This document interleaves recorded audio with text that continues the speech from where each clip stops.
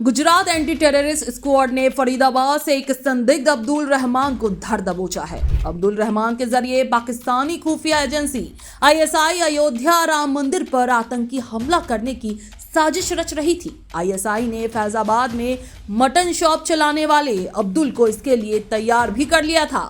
उसने कई बार राम मंदिर की रेकी भी की, जानकारी भी जुटाई, आईएसआई से साझा भी किया। गिरफ्तार आरोपी की पहचान 19 वर्षीय अब्दुल रहमान पुत्र अबू बकर के रूप में की गई है। वो उत्तर प्रदेश के फैजाबाद का निवासी है।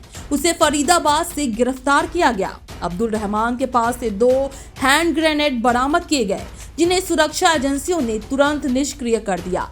जांच में ये भी सामने आया है कि अब्दुल रहमान ने पहले भी अयोध्या के राम मंदिर की रेकी की थी और वहां की सुरक्षा व्यवस्था से संबंधित महत्वपूर्ण जानकारी आईएसआई को साझा की थी। आतंकियों का मकसद राम मंदिर पर हैंड ग्रेनेड से हमला कर बड़े पैमाने पर तबाही मचाना था। इस ऑपरेशन में गुजरात एटीएस की भूमिका बेहद अहम रही। एटीएस को जानकारी मिली थी एक संदिग्ध आतंकी भारत में सक्रिय है, जो आतंकी संगठन के निर्देश पर किसी बड़े हमले की तैयारी में जुटा हुआ है। इस जानकारी के आधार पर गुजरात एटीएस और फरीदाबाद एसटीएफ ने संयुक्त रूप से जाल बिछाया और रविवार को संदिग्ध को गिरफ्तार कर लिया। जांच के अनुसार अब्दुल रहमान फैजाबाद से ट्रेन पकड़कर फरीदाबाद पहुंचा था, जहां उसे एक हैंडलर ने हैंड ग्रेनेड दिए। योजना थी कि वो वापस ट्रेन से अयोध्या पहुंचे और वहां हमला करे, लेकिन सुरक्षा एजेंसियों को समय रहते इस साजिश की भनक लग गई और दोनों टीमों ने मिलकर उसे गिरफ्तार कर लिया। अब्दुल रहमान से फिलहाल हरियाणा पुलिस और केंद्रीय एजेंसियां गहन पूछताछ कर रही हैं।